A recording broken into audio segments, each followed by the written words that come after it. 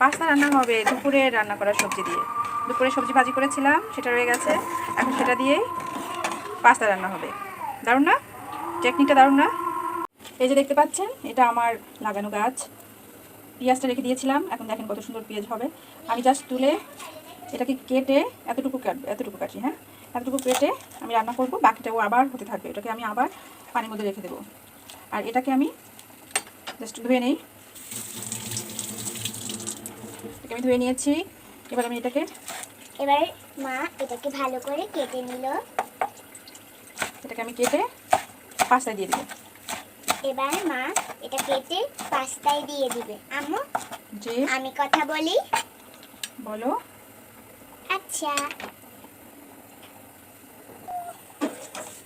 পাস্তাটা সিদ্ধ হয়ে গিয়েছে। এবার এটাকে তুলে ছেঁকে নিতে হবে, ভালো করে ছেঁকে ধুয়ে নিতে হবে। ধুয়ে নিয়েছি। এবার আমি এটাকে রান্না করব। এবারে একটু সয়াবিন তেল দিয়ে দিচ্ছি, একটু বেশি করেই দিচ্ছি, বাচ্চারা খাবে। এবারে এর মধ্যে দিয়ে দিচ্ছি পেঁয়াজ কুচি, মরিচ কুচি। এবারে আমি ততটুকু লবণ দিয়ে দিচ্ছি যতটুকু, 2টা ডিমের জন্য যতটুকু দরকার ততটুকু লবণ দিয়ে দিলাম। এবারে আমি ডিম 2টা ভেঙে দিয়ে দিব।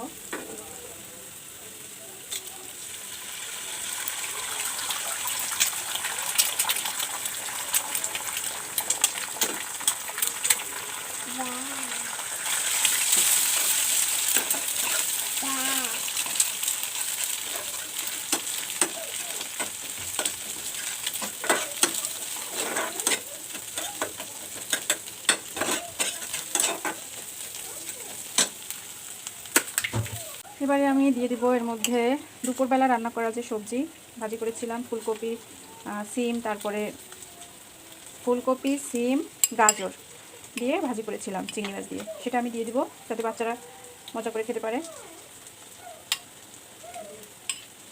একটু বেশি করে দিলাম যাতে তারা পাস্তা খেতে পছন্দ করে। এবারে এর মধ্যে দিয়ে দেবো একটু টমেটো সস।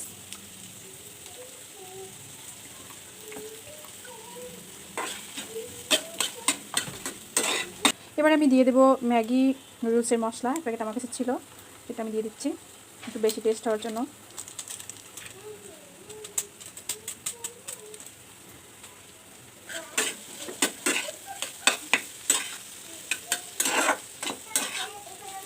এবার আমি এর মধ্যে দিয়ে দেবো সিদ্ধ করা পাস্তা। এবার একটু হাই ফ্লেমে এটাকে জাল করে নেব, লাস্ট ফিনিশিং আর কি।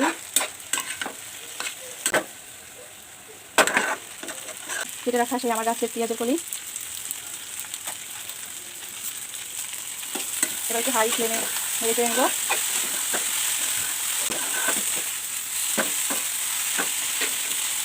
হয়ে গেল আমার পাস্তা। এবার চুলাটা অফ করে দেবো।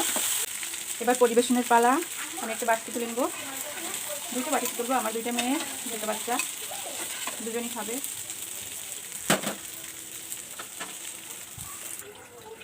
এই যে হয়ে গেল আমার বাচ্চাদের জন্য পাস্তা রেডি, দুপুরের সবজি দিয়ে বাচ্চাদের জন্য বিকেলের নাস্তা।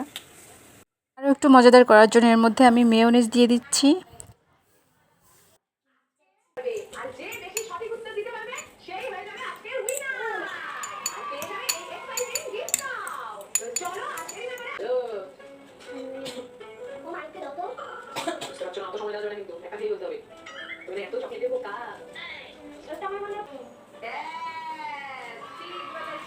ভিডিওটি দেখার জন্য আপনাদেরকে অসংখ্য ধন্যবাদ। ভালো থাকবেন সবাই। আসসালামু আলাইকুম।